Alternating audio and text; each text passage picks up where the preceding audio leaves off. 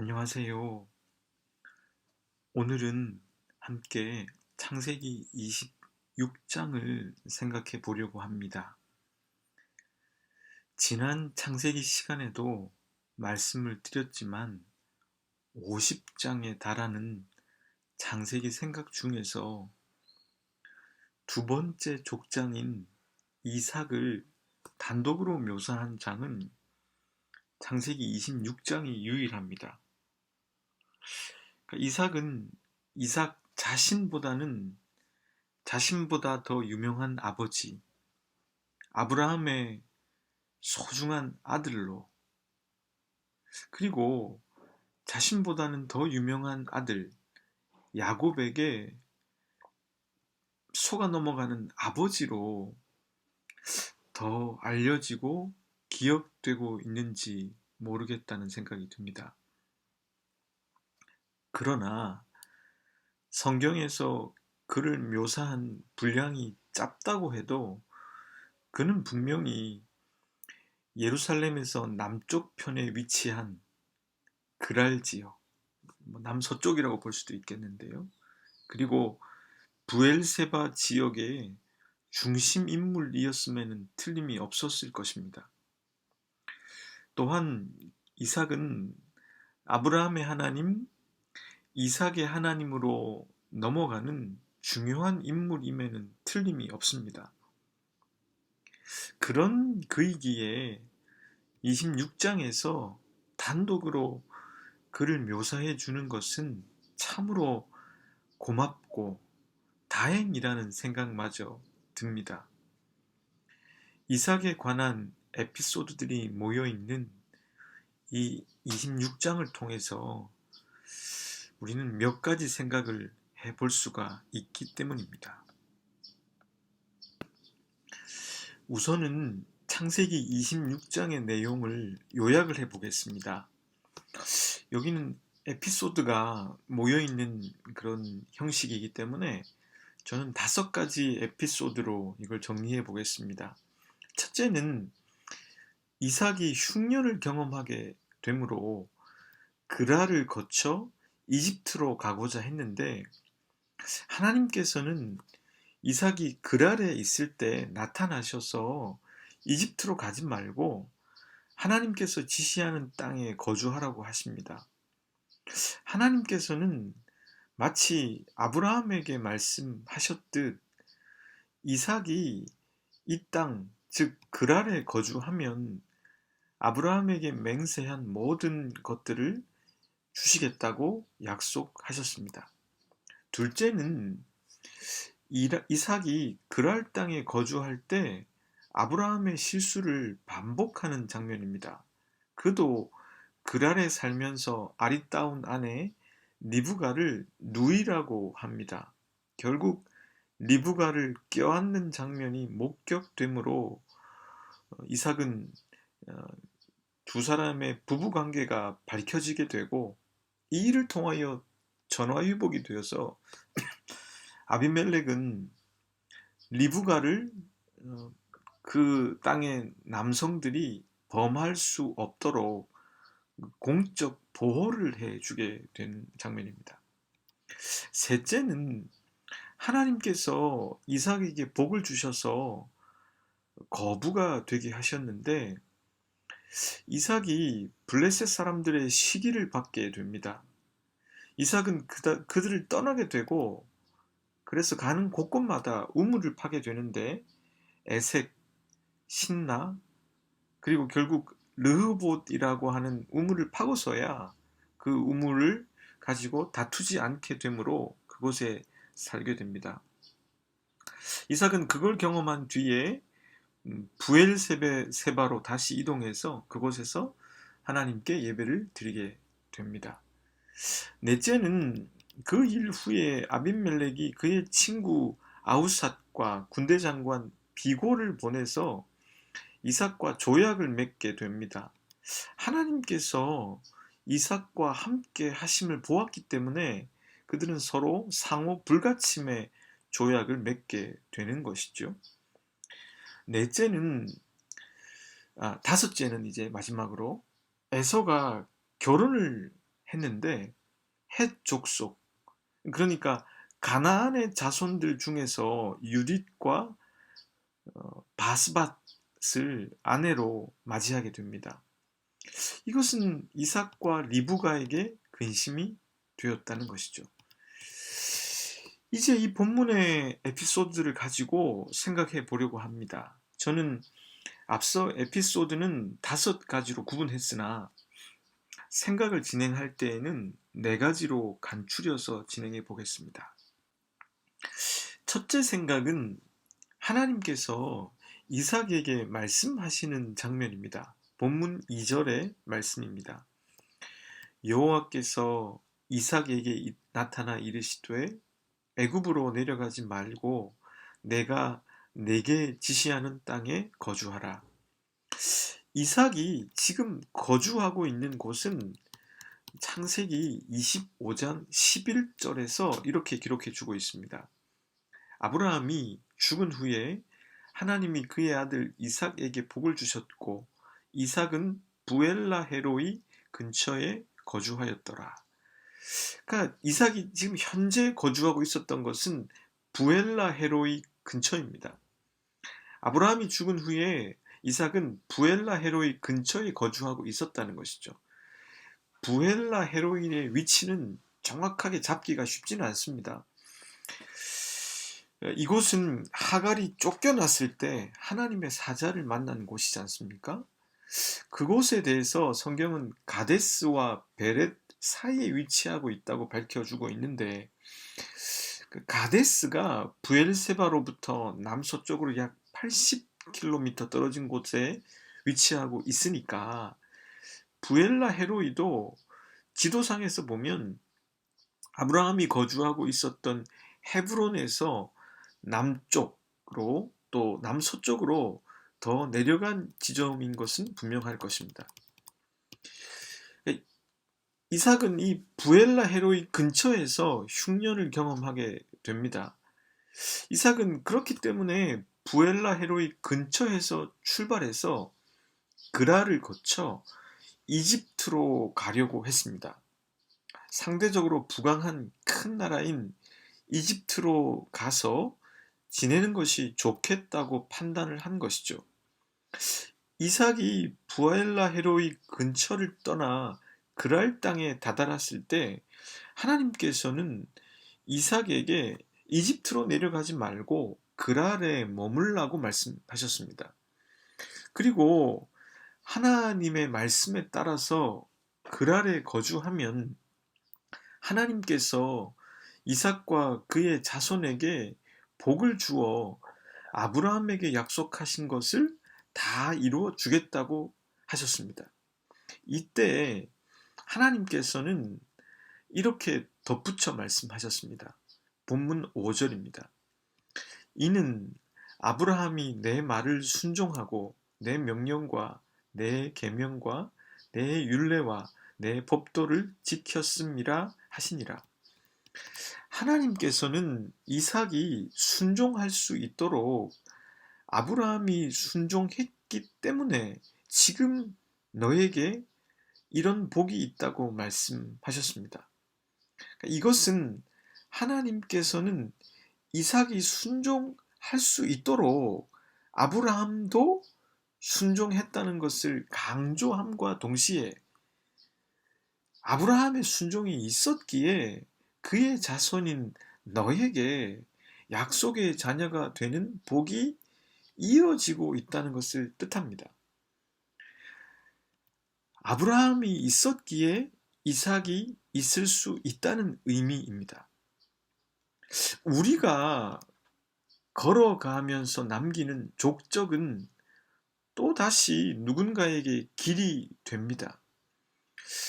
그러니 내가 하는 말과 행동, 그리고 선택이 나에게 영향을 주는 것을 넘어서서 작게는 내 가족들에게, 그리고 가족을 넘어서서 내가 아는 사람들에게, 그리고 내가 아는 사람들을 통해서 그들이 아는 누군가에게까지 영향을 미치게 되는 것입니다. 그러니 나비 효과라는 말이 나올 만하지요. 제가 서울에서 목회를 할 때 많은 동료 부목사님들 가운데 참 좋아했던 목사님이 있었습니다. 그분이 주일 저녁 예배 같은 때 혹은 수요 예배 때 설교를 하시는 날이 있으면 왠지 저는 기뻤습니다. 한 번은 그분이 교회 내에 있는 사택에 거주했는데 그분이 살고 있는 사택은 1층이었습니다. 그곳은 말이 1층이지 거의 반지와 같은 곳이었기 때문에 햇빛이 거의 들어오지 않았습니다. 습기가 찼고 곰팡이가 생겼습니다. 그래서 목사님의 아들이 아토피에 걸렸습니다. 그분은 그걸 참다가 2년이 지나서야 교회에 요청을 해 오셨습니다. 그래서 교회는 그분을 다른 층으로 보내드리고 새롭게 들어오시는 목사님을 그곳에 배정한다 했습니다. 이 말을 들은 그 목사님은 그럴 것이면 그냥 자신이 그곳에 살겠다고 하셨습니다. 저는 그때 은혜를 받았습니다. 그분의 설교뿐만 아니라 그분의 영성에서 자연스럽게 흘러나오는 그 결정 앞에서 고개가 숙여졌습니다. 그리고 놀랍게도 교회는 그 1층 사택을 앞으로 사람이 사는 곳이 아니라 모두가 이용할 수 있는 피트니스 센터로 사용하기로 결의했습니다. 그분의 결정이 불러온 나비 효과가 이렇게 이어지게 된 것입니다. 그리고 그분은 몇 년 후 좋은 교회의 담임 목사로 청빙을 받아 가셨습니다. 헌데 자기의 잘못이 아닌 일임에도 불구하고 스스로 교회의 어려움에 대해서 책임을 지고 사퇴를 하셨습니다. 그리고 사택을 떠나 작은 원룸에 거주하게 되었습니다. 그런 그분을 존경했던 그 교회 성도 100여 명이 그분께 와서 교회 설립을 제안하고 목사님은 망설임 끝에 그분들과 함께 작은 교회를 설립했습니다. 제가 2년 전에 그 분을 찾아뵙고 제가 앞으로 가야 할 길에 대해서 제 행보를 여쭈었던 때가 있었습니다. 그때 그분이 제게 이렇게 말씀하셨습니다.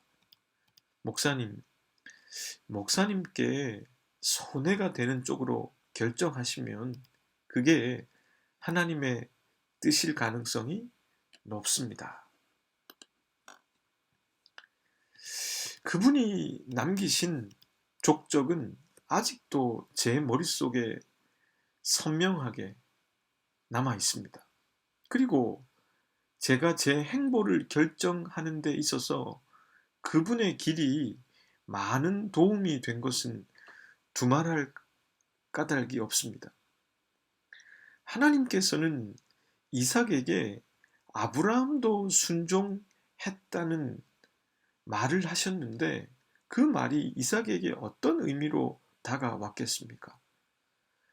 아브라함의 족적은 이삭의 가슴과 머릿속에 선명하게 각인되어 있었을 것입니다.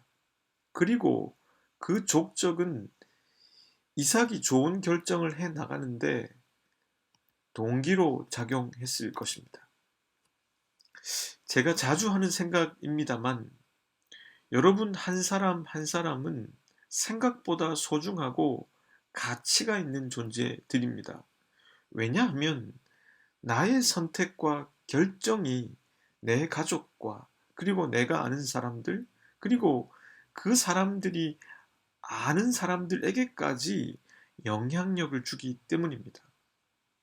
부디 저와 여러분들의 족적이 누군가에게 기류되고 누군가가 바른 선택을 하는데 그리고 현실에 찾아온 난관을 극복하는데 도움이 될 수 있기를 바랍니다. 둘째 생각은 세 번째로 반복되는 이 누이 시리즈를 통해서입니다. 제가 임의로 누이 시리즈라고 한번 붙여봤는데요. 본문 7절의 말씀입니다. 그곳 사람들이 그의 아내에 대하여 물으매 그가 말하기를 그는 내 누이라 하였으니 리브가는 보기에 아리따움으로 그곳 백성이 리브가로 말미암아 자기를 죽일까 하여 그는 내 아내라 하기를 두려워함이었더라. 저는 이 설교를 준비하면서 이 누이 시리즈가 세 번씩이나 반복되는 것을 보고서 아브라함과 이삭에게 감정이입을 좀 해보고 싶었습니다. 그래서 좀 그들을 두둔해 보고 싶다는 생각이 들었습니다. 그래서 제가 한번 가설을 세워 보았습니다. 그 당시에 사람들은 아내를 빼앗기 위해서 남편을 살해하는 일들이 비일비재하게 자행되었던 것이 아닌가 하는 그런 가설을 생각해 보게 된 것이죠. 물론 여기까지는 제 가설입니다. 그런데 제가 세운 가설이 실제로 변하는 자료를 보았습니다. 당시에는 아내를 빼앗기 위해서 남편 된 자를 살인하는 일이 실제로 있었습니다. 그렇게 놓고서 보면 이것을 단면적으로 아브라함이 그러하니까 아들 이삭도 그렇지 하는 식으로만은 해석할 수 없다는 생각이 들었습니다. 이삭 역시도 그 시대적 상황 안에서 살아가는 유한한 사람이기 때문입니다. 그런데 문제는 그 시대적 상황 속에서도 아브라함이 처음 누이라고 한 것은 어느 정도 이해가 되지만 그를 극진히 돌보시는 하나님의 보호하심을 경험하고도 두 번째에도 그렇게 했던 것은 아쉬움이 남습니다. 그것은 제 기준으로 그렇게 말씀드리는 것이 아닙니다. 아마 저라면 더 했을지도 모릅니다. 그것은 하나님께서 보여주신 보호하심에 대해서 그가 그런 반응을 할 것이라고 그런 반응을 할 것이라고 생각하지 않았을 하나님의 기대에서 보는 입장입니다. 그렇게 논리를 전개하고 보면 이삭도 아버지의 이야기를 들었다면, 아니 좀 더 직접적으로 말하면 모리아 산에서 자신 대신에 번제물을 준비하신 그 하나님을 경험했다면 그것을 경험한 자로서 이 시대적인 상황보다 하나님에 대한 믿음을 보여줄 수 있는 것이 아닌가 하는 점입니다. 하나님이 기대하고 계시기 때문이죠. 창세기 저자가 이 내용을 세 번씩이나 기록한 것은 당시에 이런 시대적 정황을 강조하기 위함이 아닐 것입니다. 그보다는 이삭 역시도 나약함을 지닌 인간이며 그러하기에 상황의 유불리에 따라 하나님을 믿을 수도 있고 믿지 않을 수도 있는 존재라는 사실을 드러내고 있습니다. 만약에 창세기를 기록한 저자가 이삭에 대해서 미화시킬 의도가 있었다면 이런 내용은 의도적으로 생략했을 것입니다. 그러나 성경은 인간 그 자체에 대한 기록입니다. 그리고 그런 인간 그 자체로서 연약함을 지닌 인간을 거룩하신 하나님께서 어떻게 구원으로 이끌어 나가시는가에 대한 기록을 담은 책입니다. 그래서 이삭은 그 이삭의 이야기는 가감없이 그 이야기 자체를 기록했을 뿐만 아니라 그러하기에 시공간을 초월해서 지금을 살아가는 우리 각자의 이야기가 될 수도 있는 것입니다. 이삭이 리브가를 껴안는 장면이 목격되므로 이삭의 거짓말이 들통나게 되고 하나님께서는 아비멜렉을 통해서 도리어 그랄 지방의 남성들이 리브가를 범하지 못하도록 공표하게 되는 결과를 초래했습니다. 비록 나약한 이삭은 두려움 속에서 믿음을 보여주지는 못했지만 그를 구원으로 이끄시는 하나님께서는 도리어 그 일을 선으로 바꾸사 그의 가정을 지켜주시고 그의 아내를 지켜주셨습니다.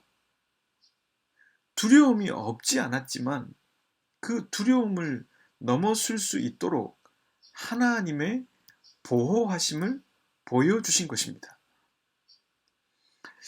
아버지 아브라함과 같은 실수를 반복했지만 하나님은 여전히 그 실수에 대해서 말씀하지 않으셨고 그 실수를 도리어 전화위복으로 바꾸어 주셨습니다. 인간은 완벽하게 순종할 수 없습니다. 참으로 감사한 것은 인간이 미처 순종하지 못한 부분을 하나님께서 어떻게 선을 위해서 사용해 나가시는가 하는 점입니다. 셋째 생각은 그런 이삭에게 다시 찾아온 다툼과 갈등입니다. 본문 13절에서 14절까지의 말씀입니다.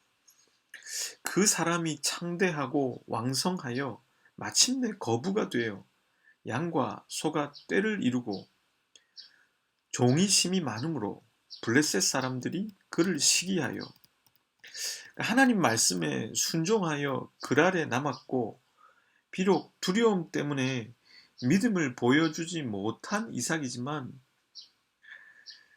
그것을 선으로 바꾸신 하나님을 경험한 이삭, 하나님은 그에게 은혜를 베푸셨습니다. 그래서 그는 거부가 되었습니다. 이 자리에서 우리는 이 기복주의에 대한 생각을 좀 해볼 수밖에 없는데요. 그러니까 하나님의 은혜를 세상적인 기준에서의 복으로만 몰고 가는 것은 위험성이 있습니다. 하나님은 하나님을 따른다고 해서 세속적인 그런 복을 무조건 내리시는 그런 존재는 아니시잖아요. 근데 그렇다고 해서 세상적인 기준에서 볼 때 복이 되는 것을 하나님께서 내리실 때가 있다는 것을 부정하는 것은 또 온당하지가 않습니다. 분명 이삭은 세상적인 기준에서 볼 때도 거부가 되는 복을 하나님께 받았기 때문입니다. 그런데 그것은 다시 다툼과 갈등의 원인이 되었습니다. 그가 거부가 되자 블레셋 사람들은 시기했습니다. 이삭이 거부가 되지 않았으면 생기지 않을 갈등과 다툼이겠죠. 그래서 블레셋 사람들은 아브라함 때에 팠던 우물들을 메워버립니다. 그리고 이곳을 떠나라고 합니다. 이삭은 또다시 머무르지 못하고 이동을 시작합니다. 그는 처음 에색이라는 우물을 팠는데 거기서도 다툼이 있었습니다. 에색이라는 단어의 뜻 자체가 바로 다툼입니다. 그래서 이삭은 다른 곳으로 이동했습니다. 그곳에서 판 우물은 신나였는데 그곳에서도 다툼이 있었습니다. 신나라는 이름은 그 단어의 뜻은 대적함이라는 뜻입니다. 이삭은 또다시 이동했고 이번에는 르호봇이라는 우물을 팠습니다. 그곳에 이르러서야 다툼이 없었고 이삭은 그곳에 머물게 됩니다. 르호봇이라는 이름은 여호와께서 우리의 장소를 넓게 하셨다라는 의미입니다.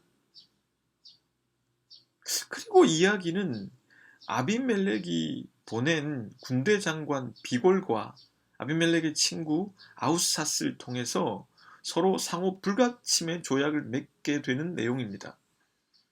그것은 본문 28절이 말해주는 대로 여호와 하나님께서 이삭과 함께 하시는지를 그들이 보았기 때문입니다.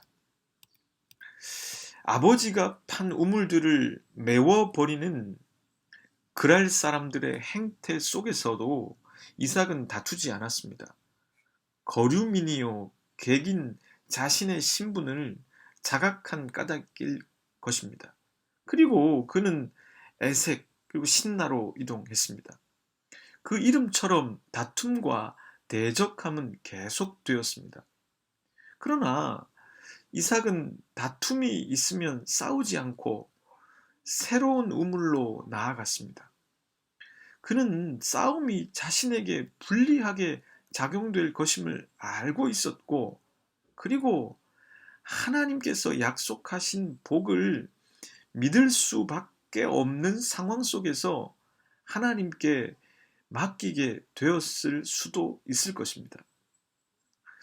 당시의 우물은 생명을 뜻합니다. 사막 기후를 지닌 그곳에서 물이 있다는 것은 생명을 이어갈 수 있다는 뜻이 됩니다. 하나님께서는 이삭이 가는 곳곳마다 우물을 주심으로써 그에게 생명을 이어가도록 하셨습니다. 이삭은 그 다툼 속에서 점점 더 하나님이 주시는 생명에 대한 기대와 믿음이 자랐을 것입니다. 결국 그는 르호봇에 이르게 되어 거주할 공간을 마련하게 됩니다. 계기요 거류민인 자신에게 다툼이 없는 땅과 우물을 갖는다는 것은 참으로 중요한 문제일 것입니다. 자신의 불리한 신분 탓에 자신의 권리를 내세우지 않고 이동했던 이삭은 드디어 정주할 곳에 자리를 잡게 된 것입니다. 그때 이삭은 부엘세바로 가서 하나님께 예배를 드리게 됩니다. 다툼과 대적함이 있다는 것은 사람들이 차지하고 싶어 하는 마음이 있는 것을 의미합니다. 경쟁과 살벌함은 언제나 사람들이 좋다고 생각하는 한정된 자리와 물건이 있을 때 생깁니다. 이삭은 그 가운데서 경쟁하지 않았고 하나님을 믿게 되었습니다. 제가 안양제일교회에서의 사역을 1년 1개월로 마무리하고 그 길을 걷는 공동체에, 그 길을 걷는 사람들 공동체에 목사로 간다는 사실을 안양제일교회 당회의 공식 석상에서 밝히게 된 일이 있었습니다. 그때 저는 이렇게 말했습니다. 여러 목사님들과 장로님들께 그리고 담임 목사님께 참 죄송합니다. 온 지 1년밖에 되지 않았고 코로나 상황에서 안양제일교회를 떠나게 된 점을 사과드립니다. 저는 많은 고민의 시간을 보냈습니다. 그리고 제가 이렇게 결정을 한 까닭은 안양제일교회 교육부 목사로 올 사람은 제법 많을 것이고 그에 반해 5가정과 함께 작은 공동체를 설립할 목사는 많지 않다 생각했기 때문입니다. 제가 이렇게 말씀을 드린 것은 현 시국에서 대형교회 부목사 공고만 내면 수십 통의 이력서가 몰려오는 상황을 감안한 것입니다. 저라고 왜 두려움이 없겠습니까? 그런데 말입니다. 앞서 제가 좋아했던 그 목사님께서 제게 이렇게 말씀하지 않으셨습니까? 목사님, 손해가 나는 쪽으로 결정하면 그게 하나님의 뜻일 가능성이 높다고. 에색 신나를 거쳐오면서 이삭은 무슨 생각을 했을까요? 처음에는 어렴풋했을 것인데 점차 선명해지지 않았겠습니까? 그러니 에색 신라는 이삭이 르호봇의 은혜로 나아가는 그 과정 중에서 소중한 것을 깨닫게 해 주었습니다. 괴테는 이런 말을 남겼습니다. 인간은 노력하는 한 방황하게 된다. 인간으로서 노력하지 않으면, 또 아무런 시도를 하지 않으면 방황도 없습니다. 그저 자기가 만든 솜으로 둘러싸인 안전한 공간에서 지낼 뿐입니다. 허나 모험을 시도하면서 자기 영혼을 한 뼘이라도 성장시켜 나가려는 노력을 하는 사람은 방황하게 됩니다. 그러나 그 방황은 방황으로 끝나지 않고 한 뼘 더 자란 자신과 마주하게 됩니다. 팔복 중에서 온유한 자는 복이 있나니 땅을 기업으로 얻는다 했습니다. 여기서 온유한 자라는 헬러 단어의 원뜻은 길들여진 야생마를 뜻합니다.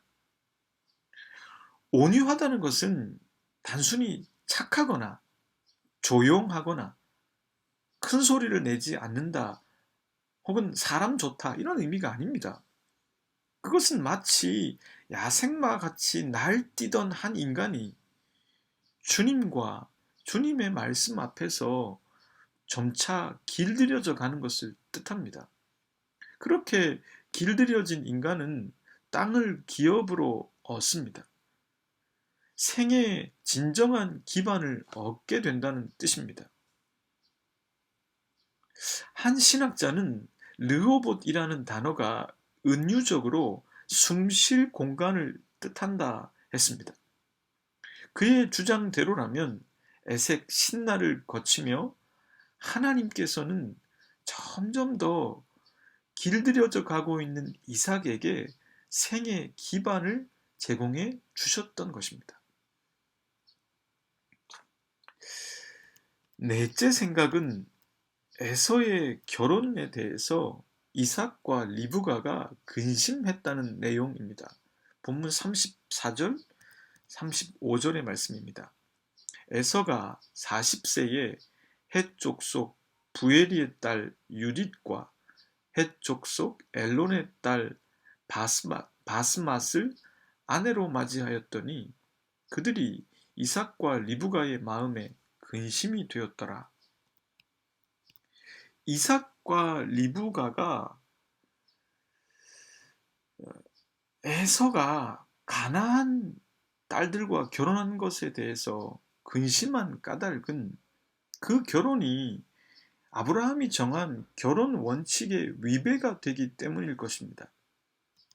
그것은 결혼을 통해서 가나안의 문화와 종교가 에서에게 영향을 주게 될 것이고, 그로 말미암아 에서가 하나님과 하나님의 약속을 믿고 살아가는 일에 있어서 방해가 될까봐 염려했기 때문일 것입니다.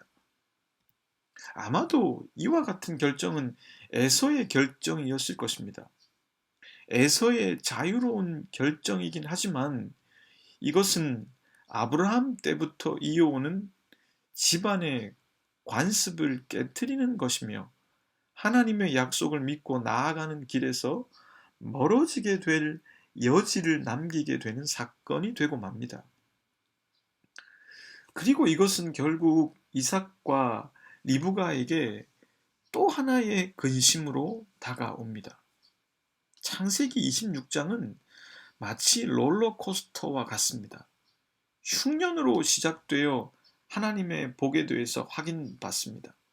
그리고 또다시 누이 시리즈를 맞이한 위기 속에서 하나님의 보호하심을 경험합니다. 그리고 거부가 되어서 이제 살만하다 싶었는데 다툼과 대적함 속에서 하나님의 은혜를 경험합니다. 근데 그리고 또다시 자식의 문제 때문에 근심하게 되는 것이죠. 그러니까 인간에게 있어서 근심할 일이 생기는 것은 하나님의 인도하심이 없어서가 아니라는 것입니다. 하나님의 반대편에 악이 도사리고 있기 때문입니다. 언제든 하나님과 함께 빛 가운데 걸어가는 삶이 아닐 때 악이 고개를 쳐들기 때문입니다. 그리고 타인의 악, 구조적인 악, 그리고 나의 악이 한데 뒤엉켜 작용하기 때문에 우리가 실존하는 한은 근심이 계속될 것입니다. 그러나 우리는 이제 압니다. 창세기가 절반을 넘어서는 즈음에 우리들은 이 문제에 대해서 대답할 수 있습니다. 그런 근심스러운 일들이 생기지 않을 수는 없지만 하나님께서는 그 가운데에서도 여전히 일하고 계시다는 것입니다. 그래서 그 일이 아니면 경험할 수 없는 경험을 하게 하시고 그 일이 아니면 할 수 없는 기도를 드리게 하시고 그 일이 아니면 깨달을 수 없는 것들을 깨닫게 하십니다. 그래서 하나님은 선하신 것이겠죠. 이제 종합적으로 창세기 26장을 한번 생각해 보겠습니다. 창세기 26장을 보면 아브라함과 겹쳐지는 장면들이 참 많습니다. 첫째는 마치 갈대아 우르를 떠나 내가 네게 보여줄 땅으로 가라고 하신 것처럼 그랄에 있는 이삭에게 이집트로 가지 말고 그랄에 머물라고 하시는 장면입니다. 유사하지요. 둘째는 두말할 것 없이 누이 시리즈입니다. 셋째는 아브라함 때에도 있었던 우물에 대한 갈등입니다. 그러니까 아브라함 때 있었던 일들이 마치 데자뷰와 같이 이삭의 때에도 동일하게 반복되고 있는 것이죠. 이것을 생각해 보면서 저는 전도서 1장 9절 말씀이 떠올랐습니다. 이미 있던 것이 후에 다시 있겠고 이미 한 일을 후에 다시 할지라 해 아래에는 새 것이 없나니. 인간이 입는 옷과 사는 주택과 먹는 음식 그리고 살아가는 방식은 시대에 따라서 많이 바뀌고 있습니다. 그러나 근본적으로 인간에게 닥쳐오는 고민과 갈등은 다르지 않습니다. 우린 그걸 철학이라고 부르지요. 그런데 그런 고민과 갈등은 계속 반복되어 우리들에게 옵니다. 그것이 반복되는 것은 기술로도 해결할 수 없는 영역의 것이며 다른 이가 대신 해줄 수 없는 영역의 것이기 때문입니다. 그것은 반드시 오롯이 나로서 해내야만 하는 작업입니다.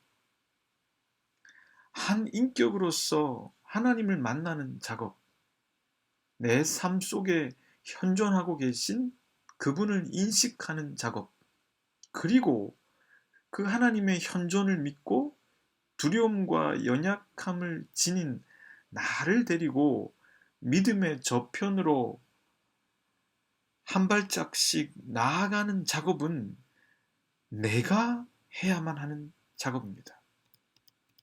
심리학자들에 따르면 인간의 성장과 성숙은 나선형으로 이루어진다고 합니다. 나선형이기 때문에 잘못도 실수도 그리고 성숙도 반복되겠지요.